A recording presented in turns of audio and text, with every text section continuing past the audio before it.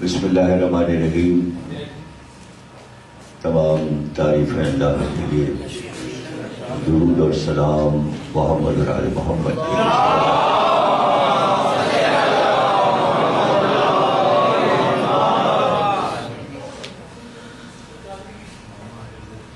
ظہور پرنور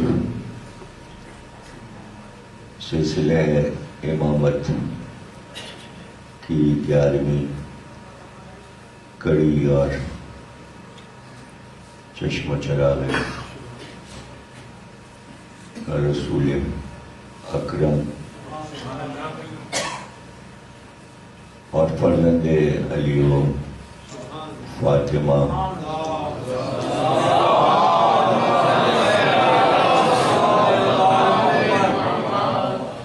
اور موجودہ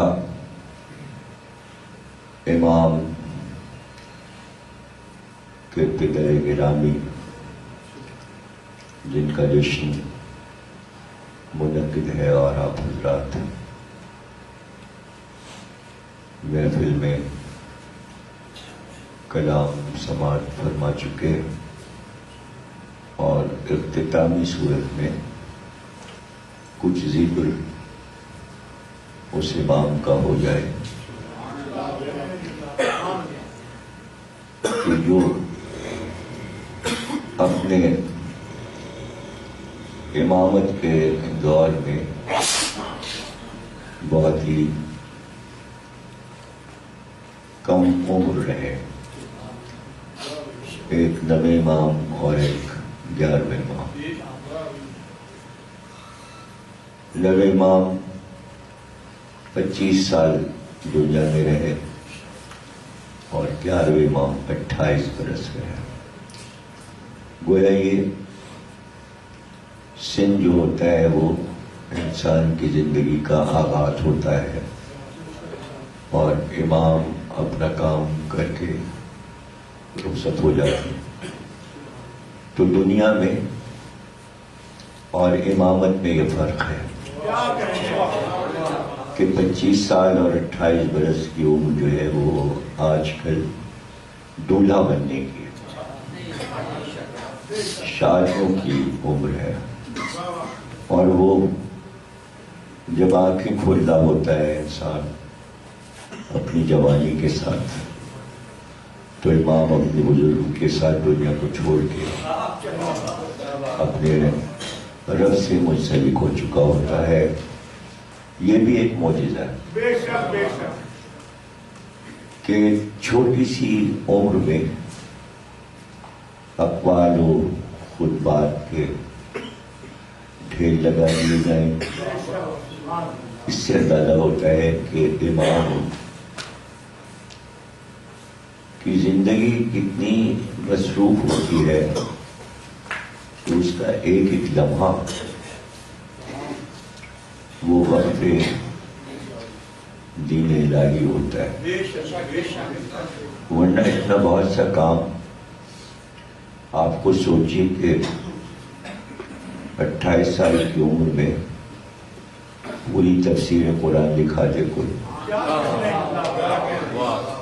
آج کا تو کوئی عالم ایسا کام نہیں کر سکتا اس لیے کہ 28 برس کی عمر تک تو وہ تعلیم حاصل کر رہا ہوتا ہے, مدرسے میں طالب علم ہوتا ہے, پڑھ رہا ہوتا ہے.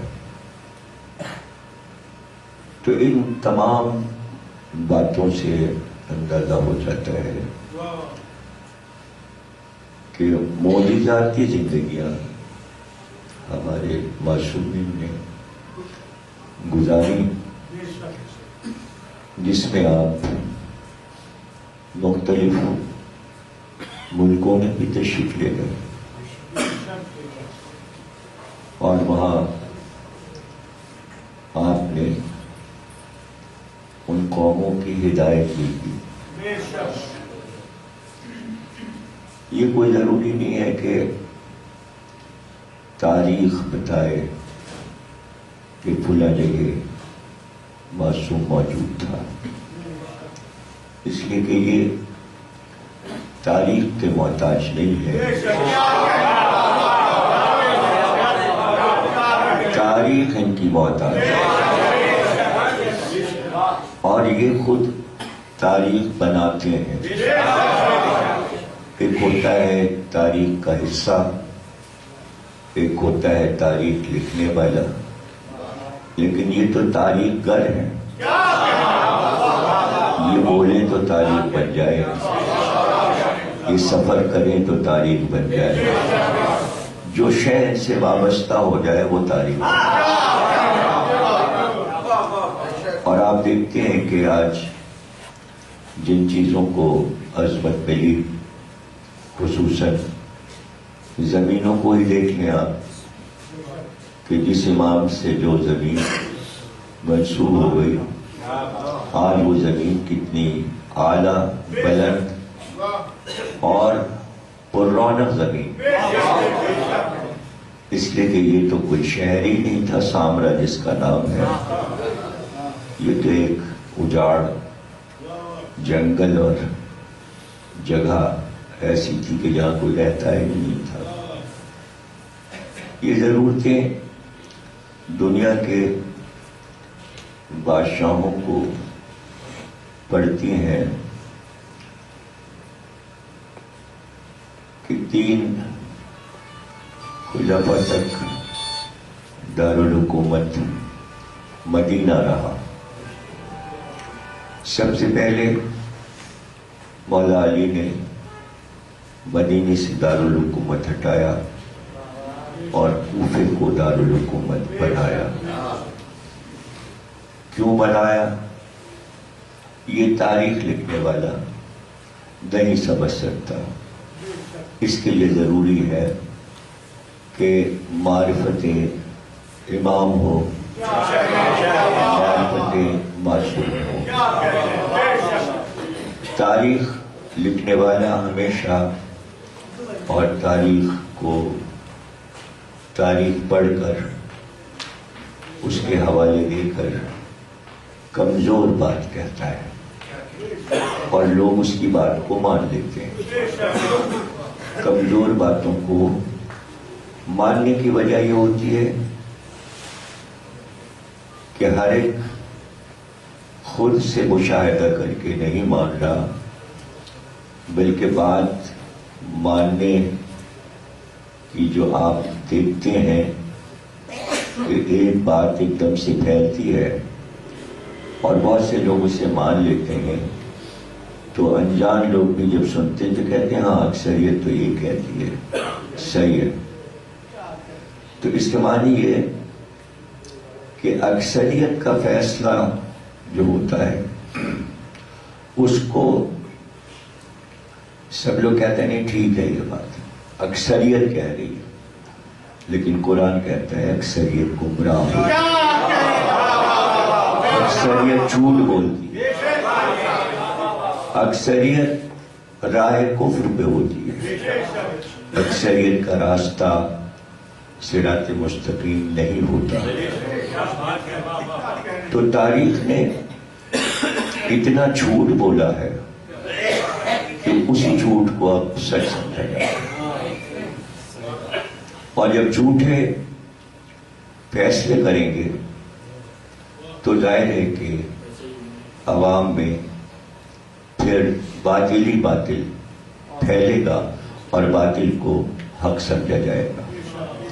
اس لیے قرآن بھی یہ دعوت دیتا ہے کہ تم خود کیوں نہیں عقل سے کام لیتے، چونکہ وہ عقل استعمال کرنا کثر شان سمجھتا ہے۔ ہم اور عقل استعمال کریں، ہماری شان ہے، ہم کیوں استعمال کریں؟ ہم تو خود مختار ہیں، اب ہم عقل بڑھائیں۔ ایک تو یہ مجبوری آتی ہے، دوسری مجبوری چونکہ فطرتی طور پہ انسان بخیل ہوتا ہے، کنجوس ہوتا ہے، تو کنجوس ہر چیز کو کم سے کم استعمال کرنا چاہیے۔ تو اس میں عقل بھی ہے کہ چونکہ وہ فطرتی طور پہ کنجوس ہے، اس لیے وہ عقل کو استعمال نہیں کرنا چاہتا۔ اس کو آسانی ہے، آپ نے بتایا ہے، ٹھیک کہہ رہے ہیں آپ صحیح کہہ رہے ہیں، ہم نے آپ کی بات مان لی، ہم کیوں سوچیں، ہم کیوں ذہن پر بوجھ ڈالیں صاحب، بس انہوں نے کہہ دیا بات صحیح ہے، انہوں نے لکھ دیا بس صحیح ہے، تو آپ یہ کیوں نہیں سوچتے کہ آپ اپنے آپ کو اثناء شری بھی کہتے ہیں، 12 اماموں کا ماننے والا کہتے ہیں، 14 کا دم بھرتے ہیں، علی ولی اللہ کی باتیں کرتے ہیں، آپ علی والے بنتے ہیں، لیکن عقل نہیں استعمال کیوں نہیں کرتے بھائی؟ آپ کو عقل استعمال کرنا چاہیے۔ یہ ساری باتیں جو میں نے کہیں تو آپ یہ کہہ سکتے ہیں یہ سب آپ کے خیالات ہیں، نہیں، یہ قرآن کے خیالات، میں نے اردو میں سنا دیے، یہ قرآنی آیتیں۔ آپ بتائیے، اللہ جو سب کے دلوں کا حال جانتا ہے وہ آیتیں سنا رہا ہے اور پیغمبر کے ذریعے بھیج رہا ہے، اور ہر تیسری چوتھی آیت کے بعد کہتا ہے عقل کیوں نہیں استعمال کرتا؟ ڈانٹ پھٹکار جو ہے، تاقلونا تاقلونا تاقلونا تاقلونا، کیا مطلب ہے؟ یعنی اس بات پہ اصرار کیا جاتا ہے جو کام نہ ہو رہا ہو، اور بھائی کر لیجئے نا یہ کام، اور بھائی یار پڑا ہوا یہ کام اٹھا لیجئے نا بھائی، پڑھ کے لے جائیں گے نا بھائی، آپ کب یہ کریں گے کام بھائی، اتنے دن ہو گئے۔ تو تقاضا یہ بتا رہا ہے کہ وہ کام نہیں ہو رہا تھا، اور وہ قرآن کس سے مخاطب تھا؟ پوری امت سے مخاطب تھا، اور استثناء قرآن میں موجود ہے۔ اکثریت عقل استعمال نہیں کرتی تھی، نہیں کر رہی اور نہ کرے گی۔ اس کے ساتھ ہی اس نے کہا کہ عقل والوں کے لیے میری اس بات میں نشانیاں ہیں، یعنی جو عقل والے ہوں گے وہ میری اس بات کو سمجھ گئے۔ یہ بھی اللہ نے کہا، وہ آیت اور یہ آیت سامنے رکھی ہوئی ہیں، تو ان کو اللہ بچاتا ہے جو عقل استعمال کرتے ہیں۔ اب عقل کوئی نظر آ جانے والی چیز تو نہیں ہے، تو اتنا تو شیعوں کو سوچنا چاہیے اور اکثریت کو سوچنا چاہیے کہ تمام زمانہ ہمارے معصومین کا دشمن تھا، پوری امت دشمن تھی، اور ہمیشہ یاد رکھیے کہ دشمن ختم نہیں ہوئے، دشمنی ختم نہیں ہوئی، بلکہ میں سمجھتا ہوں کہ دشمنی بڑھتی جا رہی ہے اور بہت زیادہ ہے، بس طریقہ کار دشمنی کا بدلتا رہتا ہے۔ وہ زمانہ اپنی عیاری کے مطابق اپنے پیدرے بدل لیتا ہے، اپنے داؤں بدل لیتا ہے، دشمنی کم نہیں ہوئی، تو دشمنی پہلے بھی تھی۔ دشمنی ظاہر ہے کہ دشمنی مجبور کرتی ہے کہ جس سے ہم دشمنی کر رہے ہیں اس کے خلاف شدت سے پروپیگنڈا کیا جائے۔ یہ ایک معاشرے کا بہت پرانا ہتھ کنڈا ہے، یہ ایجاد ہے شیطان کی۔ دیکھیے اس کی دشمنی اللہ سے ہو گئی تو اس نے اتنا پروپیگنڈا اللہ میاں کے خلاف کیا اور ان کے منہ پر وہیں کھڑے ہو کے کہا کہ تجھ سے غلطی ہوئی ہے، اب تیری یہ غلطی میں مشہور کروں گا۔ تو جو یار اپنے رب سے زبان لڑا سکتا ہے اور دعوت فکر دے رہا ہے اپنے چاہنے والوں کو کہ میری بات پر عمل کرو، تو میں سمجھتا ہوں دنیا کا پہلا پروپیگنڈا اللہ کے خلاف ہوا، اور اس کا ذمہ دار شیطان ہے، ابلیس ہے۔ اور کیا بدنام کرنے کا طریقہ کیا ہے؟ اس سے بڑی مثال دنیا میں آپ کو ملے ہی نہیں۔ سب سے بڑی مثال میں دے رہا ہوں دشمنی کی، کہ وہی منہ پر کہا یہ کیا کر کیا رہا ہے تو؟ مجھے آگ سے بنایا، اس کو مٹی سے بنایا، اور میرے سامنے ابھی تو یہ پیدا ہوا ہے اور تو اس کو خلیفہ بنا رہا ہے۔ میں تیرا پرانا آدمی ہوں، میں تیرا پرانا معتمد ہوں، میں تیری بز میں رہا ہوں، میں تیرے عرش پہ رہا ہوں، کتنے تو میں نے تیرے کام کیے ہیں، اور تو اس کو خلیفہ بنا رہا ہے۔ میں افضل ہو گئی بات۔ اچھا تو سن، تو نے مجھے گمراہ کیا، یہ کہہ کے چلا، یہ قرآن کی آیت ہے، آیت رکھی، شیطان کے الفاظ قرآن کی آیت۔ تو نے مجھے گمراہ کیا، اب جن جن کو تو بناتا جائے گا، انسانوں کو خلق کرتا جائے گا، ان سب کو میں گمراہ کروں گا۔ تو اب اس پہ سوچنا چاہیے کہ کیا واقعی اللہ نے شیطان کو گمراہ کیا؟ بالکل جو شیطان کہہ رہا تھا وہی ہمارے مسلمان مورخین اور مفسرین نے لکھ دیا۔ جو شیطان کہہ رہا تھا، جو چاہ رہا تھا، وہی لکھ دیا۔ تفسیر کرنے والوں نے بھی اور تاریخ لکھ دی، صاف صاف انہوں نے لکھا کہ خیر و شر دونوں اللہ نے پیدا کیے۔ شیطان کا بنانے والا بھی اللہ ہے، شیطان کو پیدا کرنے والا بھی اللہ ہے، تو شر تو اللہ نے پیدا کیا اور خیر بھی اس نے پیدا کیا۔ اس لیے اب جواز ہی نہیں رہا کہ آپ شر کو برا کہیے۔ اس لیے یزید تک، یعنی شیطان سے لے کر یزید تک، مورخین یہی کہتے آئے کہ آپ برا نہ کہیے۔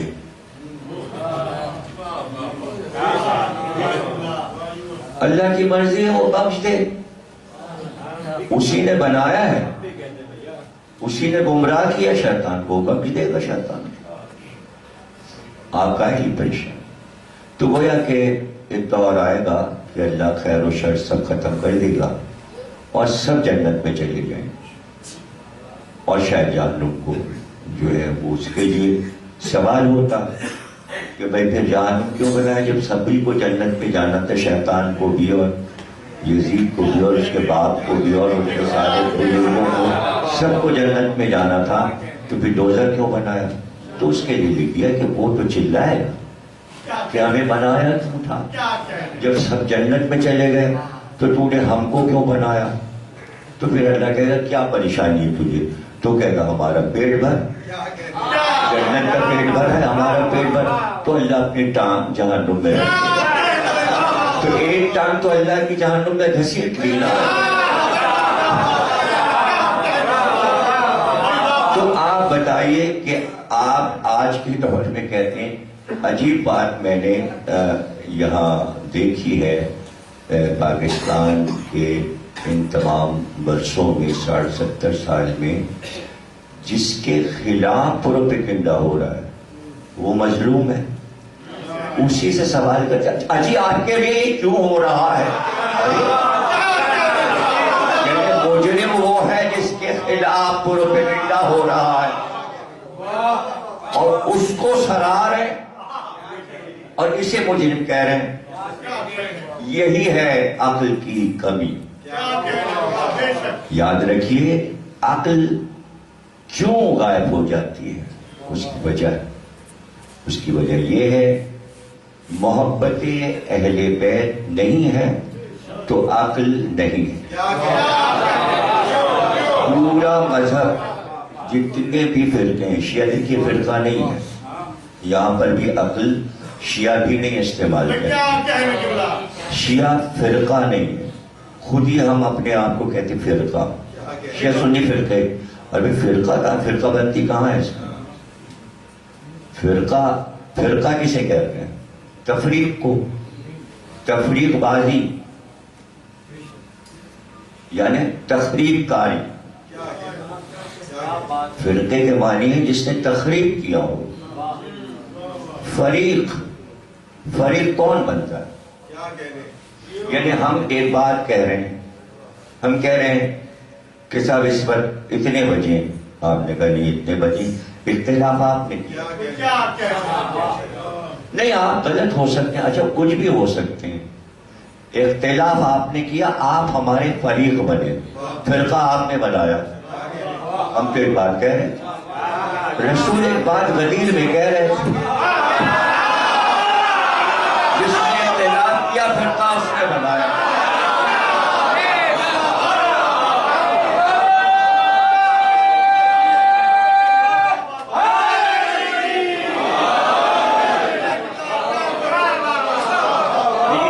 کسی کے پاس درود نہیں ہے. حضرت موسیٰ کو درود نہیں ملا کہ وہ یہودیوں کو دیتے.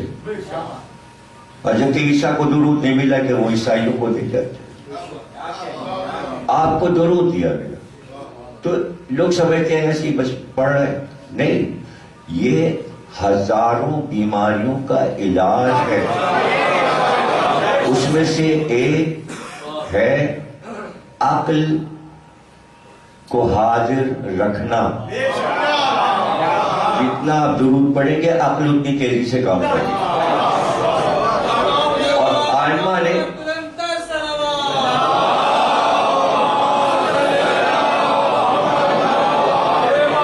لوگ پوچھتے ہیں, مجھ سے بھی بہت لوگ پوچھتے رہتے ہیں, حافظ اس کرنے کی ترکیب بتائیں.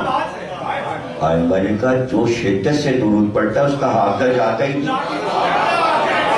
بڑھتا رہتا ہے.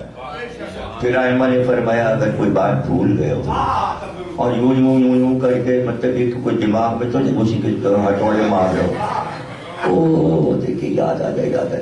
نہیں, امام نے کہا فوراً درود پڑھو, وہ بات یاد آ جائے. اچھا یہ سامنے کی باتیں, لیکن یقین بھی تو ہو.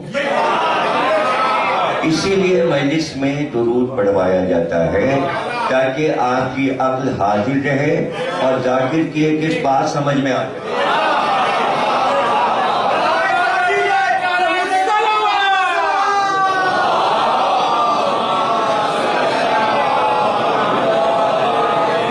سب سے زیادہ جھوٹ دنیا میں جو بولا گیا وہ اہل بیت کے خلاف بولا گیا, اور مسلمانوں کی تاریخ نے اس کو خوش ہو کے لکھا. اب میں چھوٹی چھوٹی باتیں بیان کے دیتا ہوں, وہ تو نہیں اس وقت میں بیان کروں گا, لیکن میں بتا دوں کہ جو جھوٹ بولا گیا. جناب خدیجہ بیوہ تھی. جناب خدیجہ نے 4 شادیاں کی. اب شیعہ کیا سنی کیا لکھے پڑے ہوئے. اتنا جھوٹ بولو کہ سچ لگنے لگے, مثل مشہور ہے اتنا. اور پھر جب اکثریت جھوٹ بولے تو اس کی مثال میں شروع میں دے چکا, اس کی تمید کر چکا ہوں تاکہ بات سمجھ میں آ جائے. یہاں تک مجھے آنا تھا اتنی تمید کر کے کہ پروپیگنڈا اتنا کرو, پکا دو کہ سب کہنے لگیں کہ نہیں, اگر ہم اس اکثریت کے خلاف بولیں گے تو نکو بن جائیں گے, اس لیے اکثریت کا ساتھ دے دو. کتنا جھوٹ بولا گیا. وہ تو ایک فہرست ہے, دفتر ہے جو رسول اللہ کے خلاف بولا گیا. اسے چھوڑ دیں, وہ تو سب کے ہیں نا رسول اللہ, تو وہ تو سب کے برابر ہے. لیکن پھر بھی ہماری نظر میں رسول اللہ کی عظمت کچھ اور. کھلے عام مجموع میں, لاکھوں کے مجموع میں رسول اللہ کے بارے میں اسلامی ملک پاکستان میں جھوٹ بولا گیا.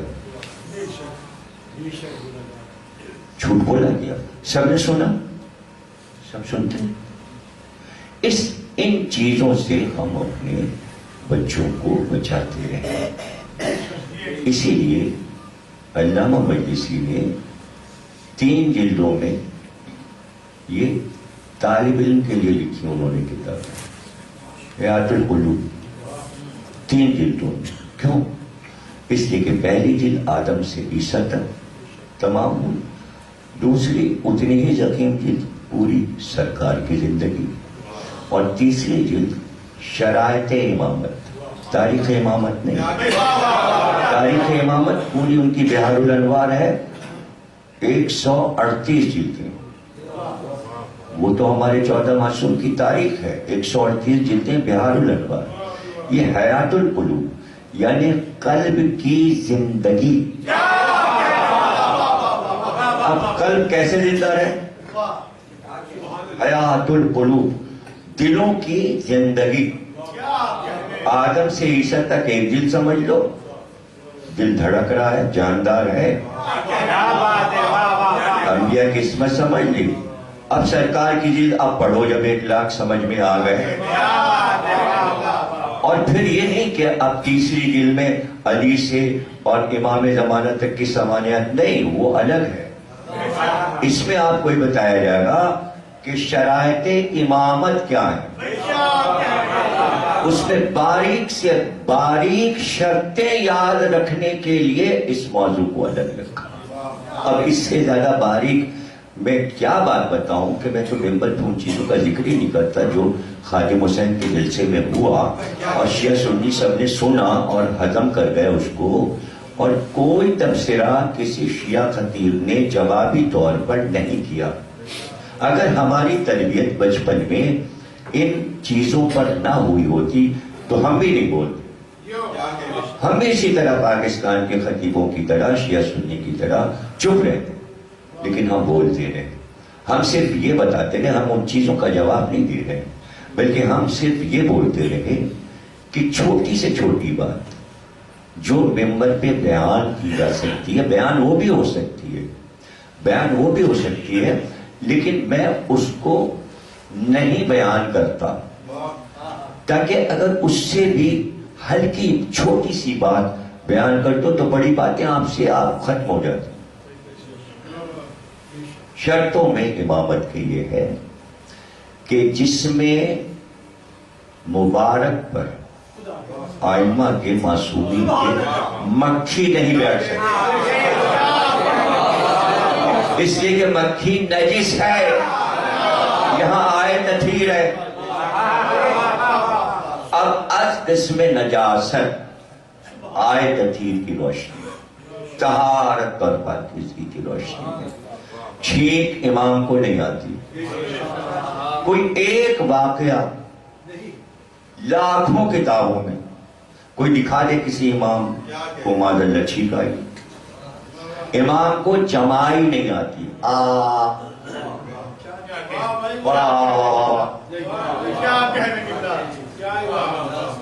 جب چھوٹی سے چھوٹی نجاست جو آپ کے لیے نجاست نہیں ہے،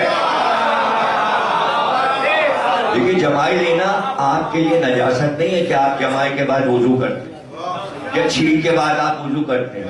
چھینک نجاست نہیں ہے، لیکن واہیات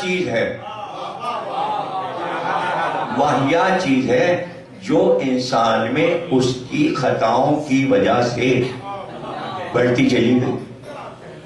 ورنہ آپ اپنے ہی آس پاس پڑوس، دادا پردادا، چچا تایا کو دیکھیں گے کہ آپ نے کبھی نہیں دیکھا ہوگا کہ محفل میں انہوں نے جمائی لے لی یا چھینک دی. اب اس کے بعد شرائط نبی سے لے کے امام. اب دیکھیں کتنا جھوٹ بولا کہ حضرت علی چھوٹے قد کے تھے، لیکن اگر حیات القلوب شیعہ پڑھے ہوتے تو چھوٹا قد کیوں، شیعہ خطیب کیوں کہے گا چھوٹا قد؟ اس لیے کہ وہ خود دلیل چاہے گا، اس لیے کہ وہ چھوٹے قد کا ہے.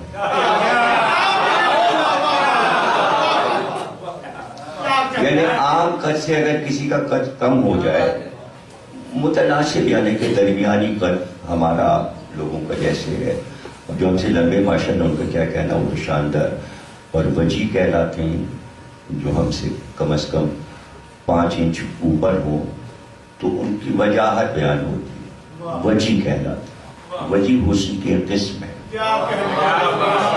جو حضرت عیسیٰ کے لیے قرآن نے لفظ استعمال کیا. عیسیٰ وجی تھے تو وہ وجاہت میں آتا ہے. لیکن متناسب قد اگر ہے، مناسب درمیانی قد ہے تو وہ اتنا برا نہیں مانے گا. چھوٹے قد میں احساس کمتری ہو جاتا ہے. اس کو سارا مل گیا، اس نے کہا ہاں علی تو چھوٹے قد کے تھے، اب اس سے بڑا کیا پروپیگنڈا ہو سکتا. اب سنیے کیا علامہ مجلسی کیا لکھتے ہیں. لکھتے ہیں امام کا قد نبی کے قد کے برابر ہوتے ہیں.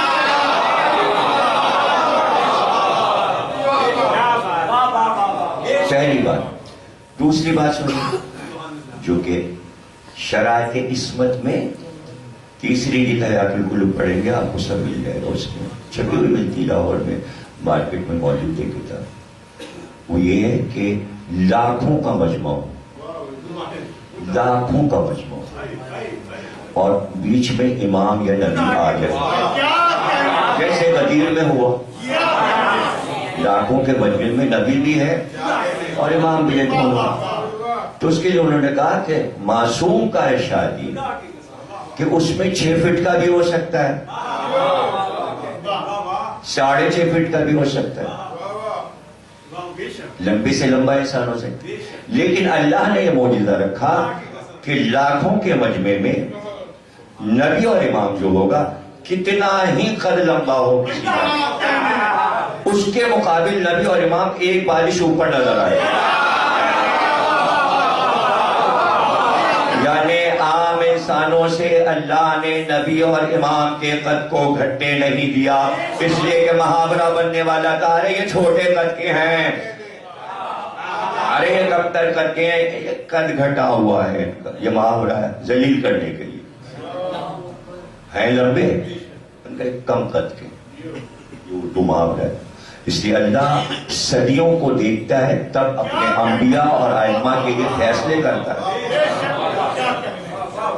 اب یہ دیکھی کر دیا انہوں نے. پھر اس کے بعد ان کا دارالحکومت علی نے بدل دیا, کوفے لے گئے. اس لیے 3 لڑائیاں لڑنی پڑی اور ناکامیاب ہو پروپیگنڈا. اچھا اب اس سے بڑا دیکھیں, میں کہتا ہوں دنیا میں اس سے بڑا پروپیگنڈا ہی نہیں ہو سکتا. اس سے اندازہ کر لیجیے آپ کہ علی سے بڑا عبادت گزار اپنے معبود کا چاہنے والا گزرے نہیں. اور جب علی کی شہادت کی خبر معاویہ کے دربار میں گئی تو ایک آدمی بیٹھا ہوا تھا, اس نے کہا بھائی کیا ہوا؟ ان کا وہ مسجد میں علی شہید کر دیا. تو اس نے کہا مسجد میں علی سے مسجد کا کیا تعلق؟ اس لیے کہ ہم نے تو سنا ہے کہ علی نمازی بھی پڑھتا تھا. آپ دیکھا اس سے بڑا پروپیگنڈا دنیا میں نہیں ہو سکتا. معصومین کی عمروں میں پروپیگنڈا ہوا, ان کی وجاہت میں, ان کے شجوں میں جب بس نہیں چلا تو پھر اولادوں کو ارے وہ فلاں تو فلاں امام کا پوتا ایسا تھا اور سگڑ پوتا ایسا تھا اور یہ سب کچھ لکھا. لیکن شرط امامت میں یہ ہے کہ نوح کا بیٹا جو کہ نوح کا بیٹا نہیں ہے, ان کے نطفے سے نہیں تھا بلکہ ان کی بیوی کے پہلے شوہر کا بیٹا تھا. اسی لیے قرآن نے کہا کہ یہ تمہارا اہل نہیں. اہل کہتے ہیں اہل بیت, گھر والے کو.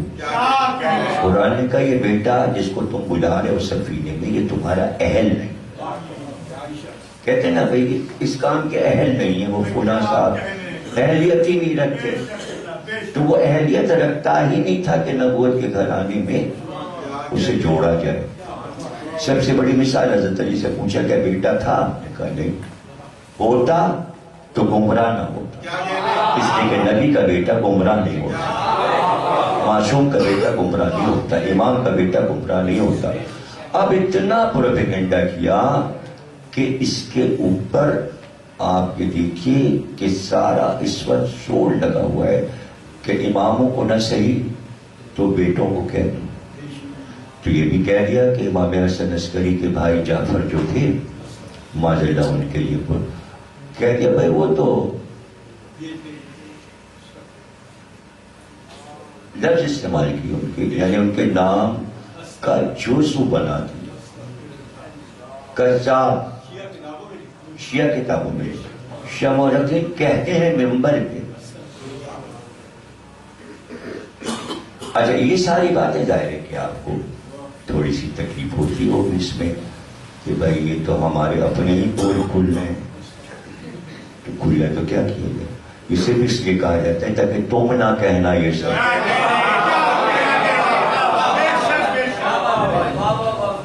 امام زمانہ نے خط لکھا، اور خط لکھا شیخ مفید کو، خط آیا تو یہ مبارک خبردار تم لوگ میرے چچا کے بارے جعفر کے، میرے چچا ہیں وہ، زبانوں کو لگام دو، وہ متقی پرہیزگار تھے، کوئی دعوی امامت انہوں نے نہیں کیا۔ یہ ساری باتیں صاف کر کے اب میں امام کی طرف آتا ہوں۔ تو آپ سوچئے کہ کیا پروپیگنڈا ہو رہا تھا۔ اب کوفے کے بعد بغداد، بیچ میں شام، دمشق، معاویہ کی وجہ سے یہ سب دارالحکومت رہے۔ اب بن رہا ہے یہ آخری دارالحکومت عرب والوں کا، سامرا۔ کیوں؟ یہ ضرورت کے تحت، اس لیے کہ اب ایران جو ہے وہ حکومت میں شامل ہے، سامرا جو ہے وہ عراق اور ایران کے بارڈر پر ہے، اس کے ایران کو کنٹرول کیا جائے اور ادھر عرب کو اور عراق کو بھی کنٹرول کیا جائے۔ ایسی جگہ بیٹھو چل کے کہ دونوں طرف مڑ مڑ کے دیکھتے رہو، ہاتھ سے نہ نکل جائے۔ ایک فکر یہ ہے، دوسری فکر یہ ہے کہ ایسا نہ ہو کہ اولاد رسول میں سے یہ جو ائمہ ہیں ہمارے تخت پر قبضہ کریں، اس لیے ان کی نگرانی ضروری ہے۔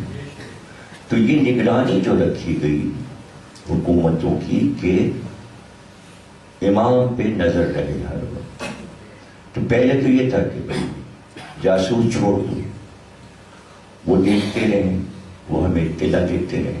وادی کربلا جاسوس مقرر تھے، اطلاع دیتے رہو، سید سجاد کیا کر رہے ہیں، محمد باقر کیا کر رہے ہیں، جعفر صادق کیا کر رہے ہیں۔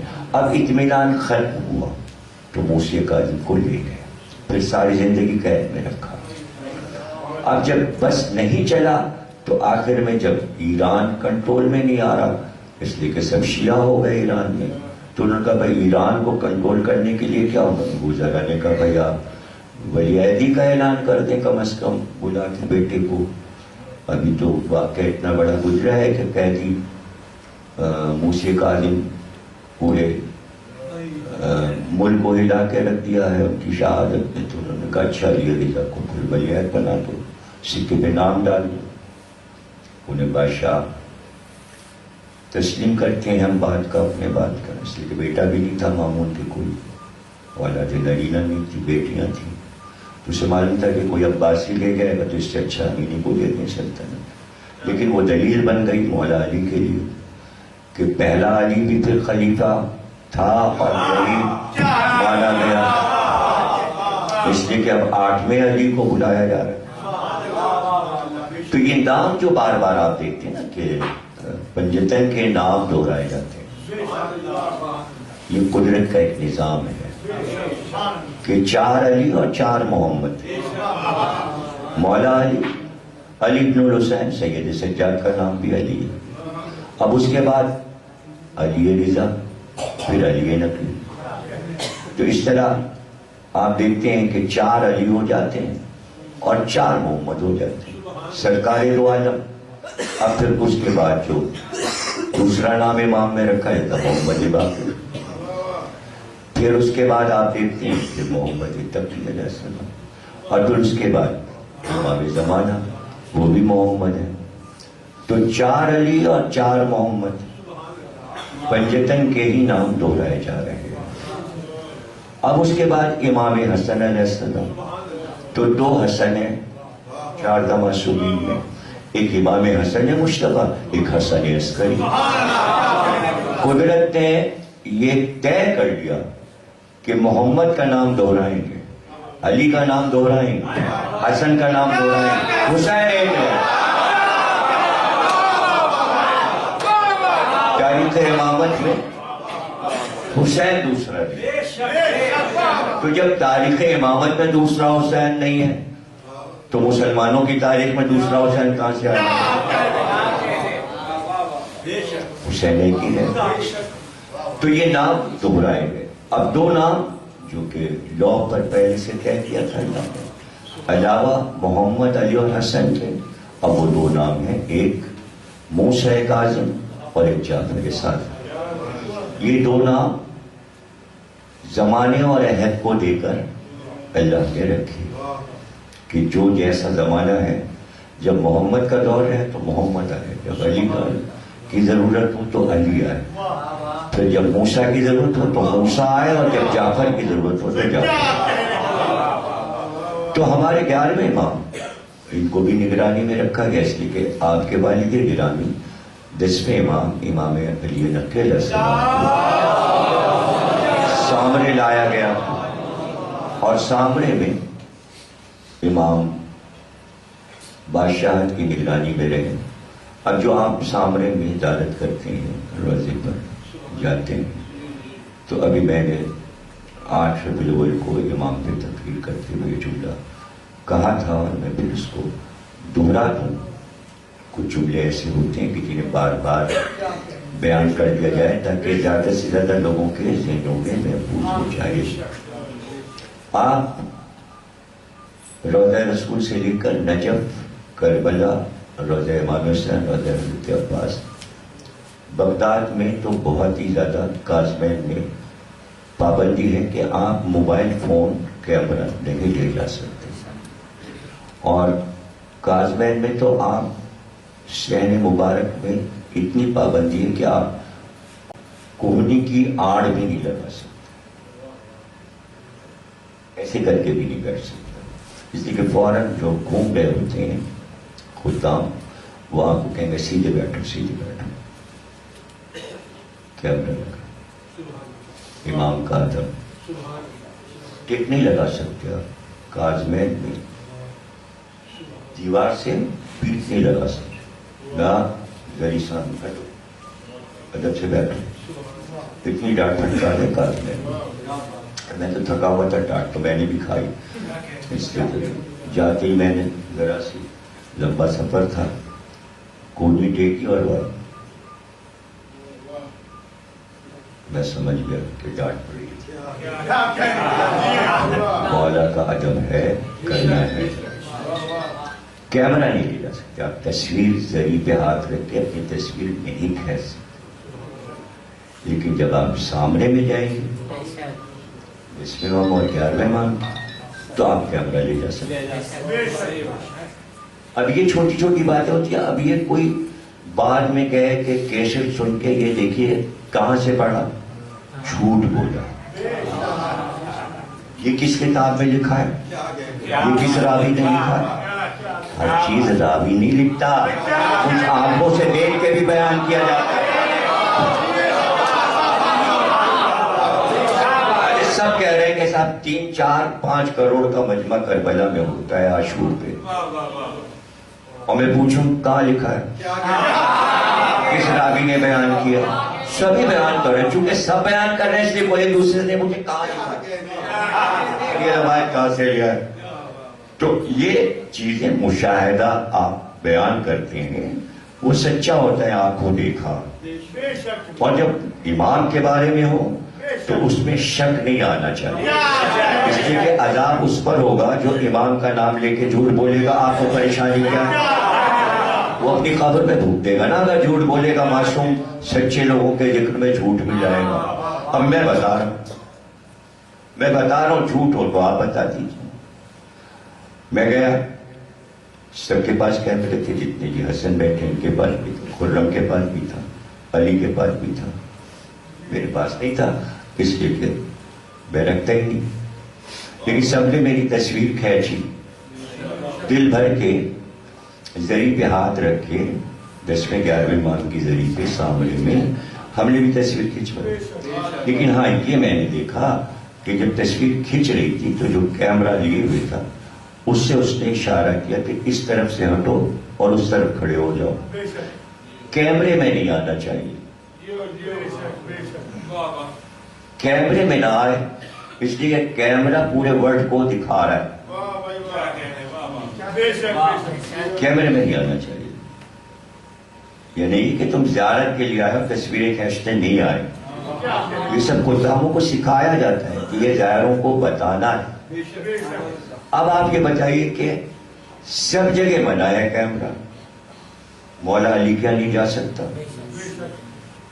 امام حسین کے روضے میں نہیں جا سکتا، حضرت عباس کے روضے میں نہیں جا سکتا، قاسمین میں نہیں جا سکتا، امام زادوں کیا نہیں لے جا سکتے، زید شہید کیا نہیں، کیمرہ نہیں، سامنے میں الاؤ ہے کیمرہ اور موبائل۔ کیوں وہ چاہتے ہیں کہ آپ تصویر کھینچیے؟ اس لیے کہ روضے کو بم سے اڑایا تھا، اس سے زیادہ عالی شان انہوں نے بنایا، تصویر لے جاؤ دنیا کو بتاؤ کہ بن گیا۔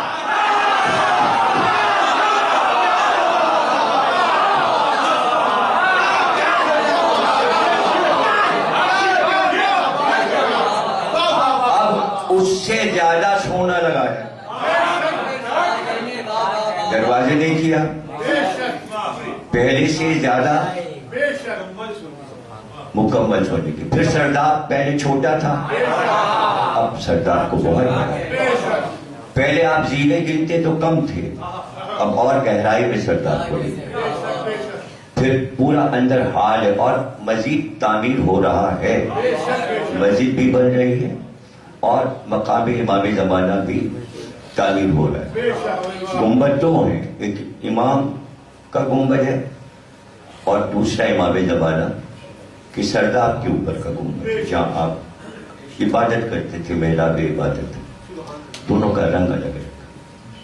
تو دنیا کو دکھاؤ، کتنی بار گراؤ گے؟ پھر بنایا، اس لیے کہ ایسے بھی لوگ ہیں جو ظاہر بن کے نہیں آ رہے، تو شاید پرانی تصویریں جنہوں نے دیکھی ہیں گرا ہوا روضہ تو وہ سمجھیں ابھی ایسا ہی ہوگا، اس لیے تشہیر کرو کہ بنا۔ تو اب جو آپ دیکھتے ہیں اور وہاں آپ جب جائیں گے تو آپ خود محسوس کریں گے، زیارت کے لیے جب جائیں تو وہاں دل لگتا ہے کہ بیٹھیں اور اپنائیت گھر والی محسوس ہوتی ہے۔ کیوں؟ اس لیے کہ وہی 11ویں امام کا گھر ہے، امام حسن عسکری علیہ السلام کا گھر ہے، جہاں روضہ ہے وہی گھر ہے۔ اب وہ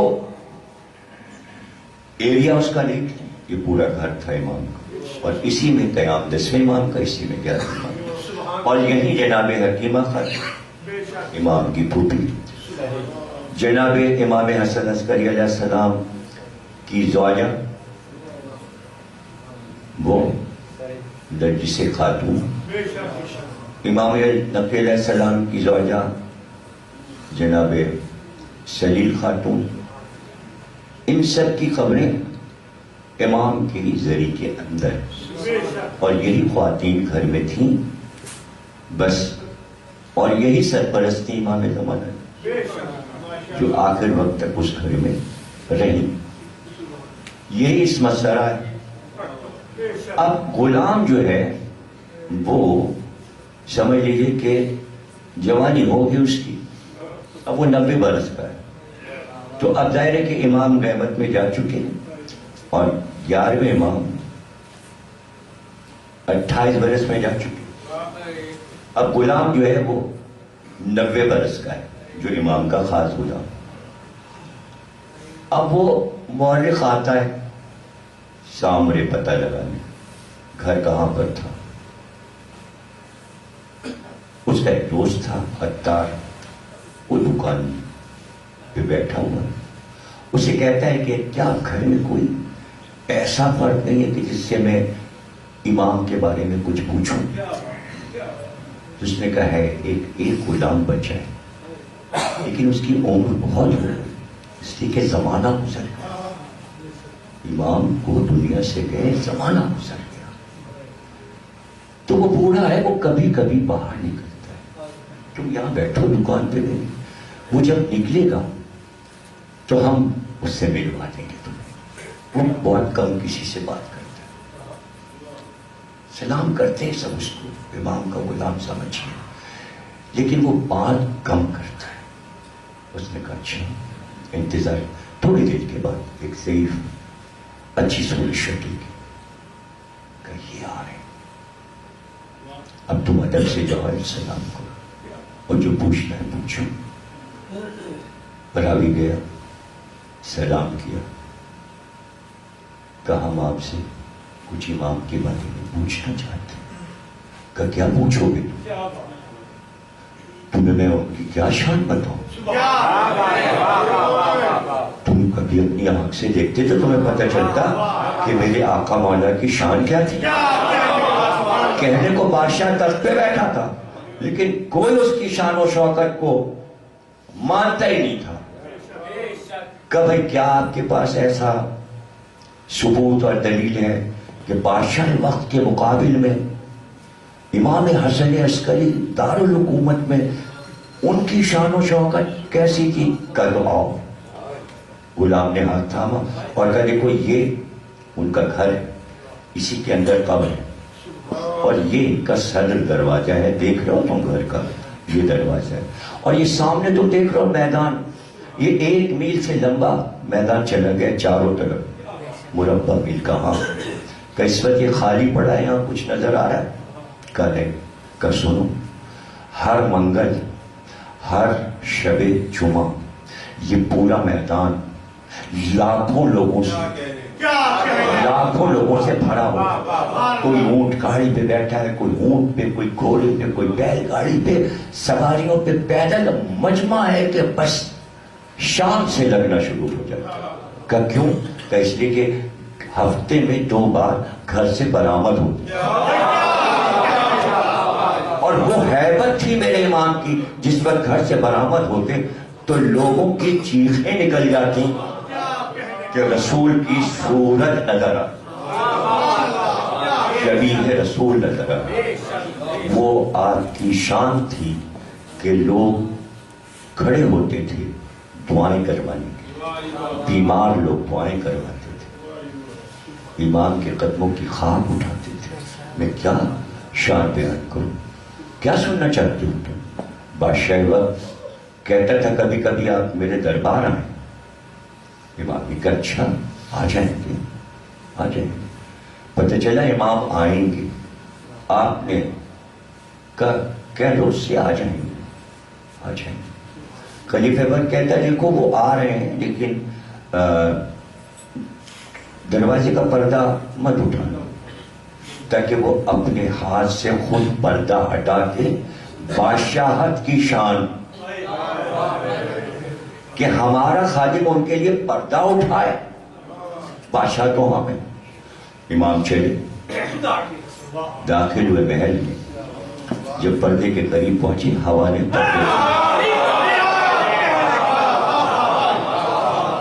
کہ تو کیا جاننا چاہتا ہے میرے امام کے بارے میں؟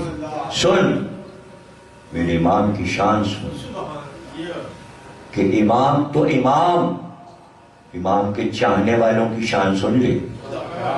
راوی ہے ابن عیاش، اور وہ امام کا صحابی ہے، بہت چاہتا تھا امام، مر گیا، غلام کہہ وہ مر گیا، اس کا انتقال ہو گیا، لیکن وہ بہت محبت کرتا تھا میرے آقا مولا سے، اور اس کو بڑا یقین تھا، لیکن وہ تھا نگینہ تراش، وہ نگینے تراشتا تھا، فیروزہ، زمرد، یاقوت، تو اتنا مشہور تھا اور اتنا اپنے فن میں کامل تھا کہ بادشاہ وقت نے اس کو بلایا خلیفہ عباسی نے، اور کہا یہ ایک قیمتی یاقوت میرے پاس آیا ہے، اور یہ بہت قیمتی ہے، یہ بڑے بڑے بادشاہوں کے پاس ہوتا ہے، میری بیوی کے لیے اس کی سونے کی انگوٹھی بنا دے، پہلے تراشنا ایسا کہ اس میں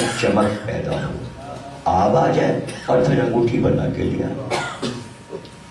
وہ لے آئے، لیکن تراش میں ہی بیچ سے ٹوٹ گیا اور 2 ٹکڑے ہو گئے۔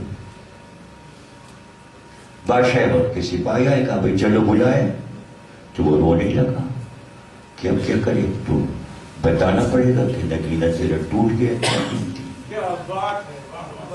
تو سزا دے گا، پھانسی پہ چڑھا دے گا، قتل کر دے گا، قید میں ڈالے گا۔ اچھا اتنی مہلت تو میں اپنے امام کو آخری سلام کر دوں، اس لیے میں تو دربار سے واپس آؤں گا، وہاں جا کے بتانا پڑے گا کہ نگینہ ٹوٹ گیا، اور وہ سزا دے گا۔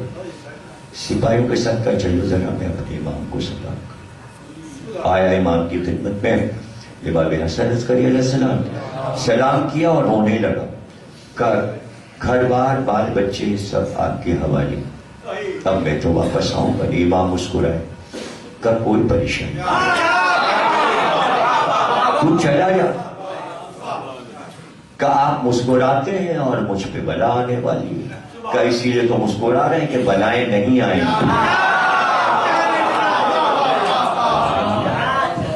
چلا جا بے دھڑک, کوئی پریشانی کی بات, میرا چاہنے والا ہے, میں تیرا ضامن ہوں, میں تیرا امام ہوں. چلا گیا, آ گیا, بس دربار میں داخل ہوا تھا. کہا اتنے آج اچھا ہوا آ گئے, میں نے تو اس لیے بلوایا کہ جب تم نگینہ لے کے چلے گئے تو میری دونوں بیویوں میں جھگڑا ہو گیا. ایک کہتی تھی میں انگوٹھی لوں گی, دوسری کہتی تھی میں نے فیصلہ کیا ہے اس کو کاٹ کے 2 ٹکڑے کر دو اور 2 انگوٹھیاں بنا کے لے آؤ.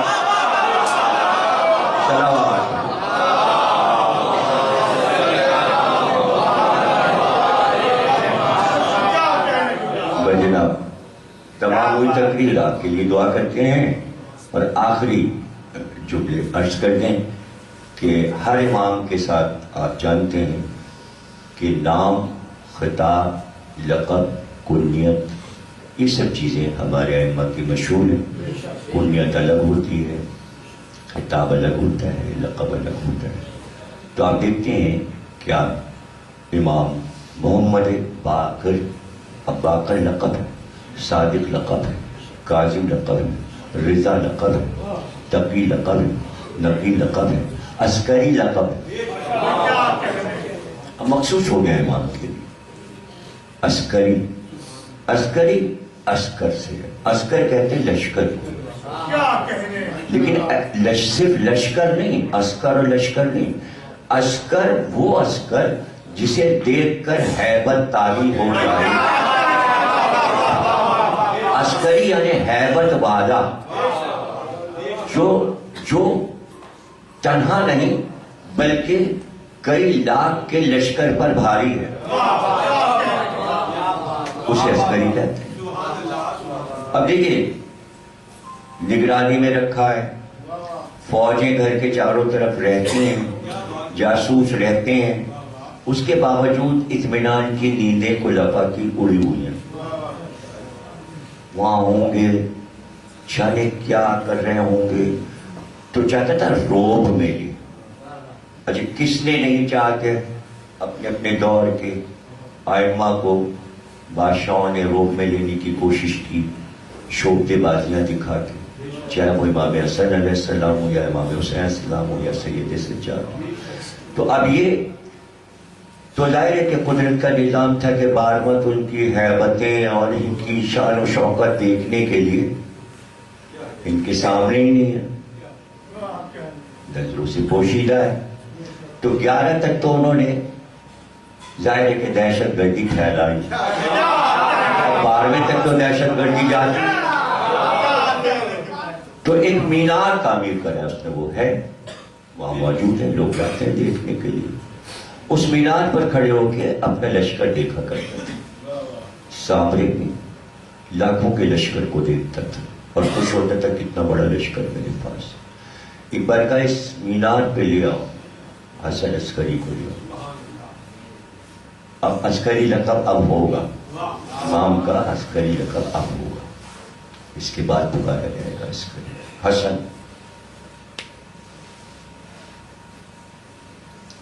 کا دیکھا آپ نے میرا لشکر, تاکہ امام پہ ہیبت طاری ہو, خوف زدہ ہو جائے. عباسی خلیفہ کا لشکر کہاں دیکھا, اس سے بڑا لشکر دنیا میں کسی کا نہیں. کل دکھا چکا اپنا لشکر, اب میرا لشکر دیکھ وہ آ رہا ہے.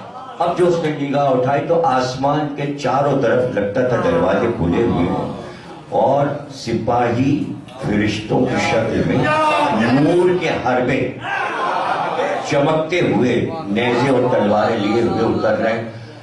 دیکھا, گرا, بے ہوش ہوا, پڑ گئے.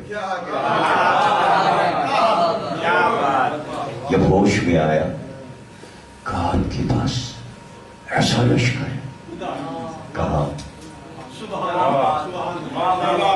ہمارا لشکر خدا کا لشکر ہے, خدا کا لشکر ہمارا ہے.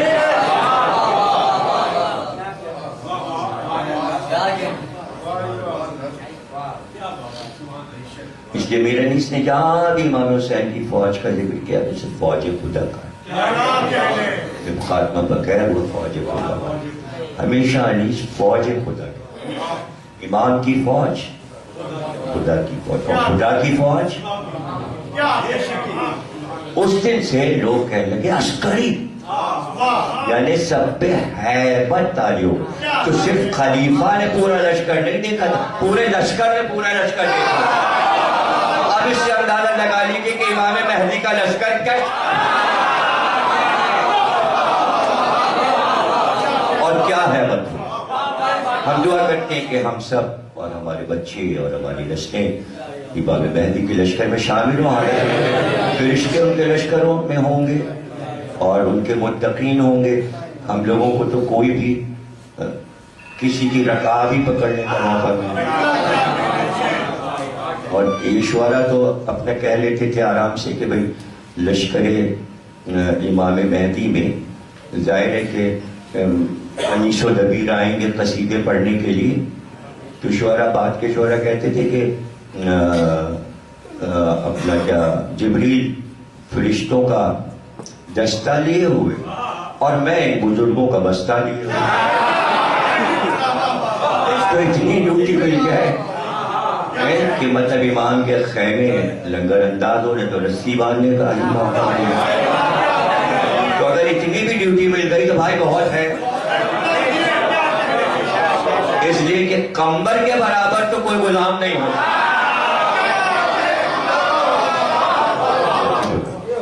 تو امام علی نقی علیہ السلام کے غلام کا بھی ایک کا نام کمبر تھا کہ قبر کی زیارت میں نے یہاں بغداد میں کی ہے.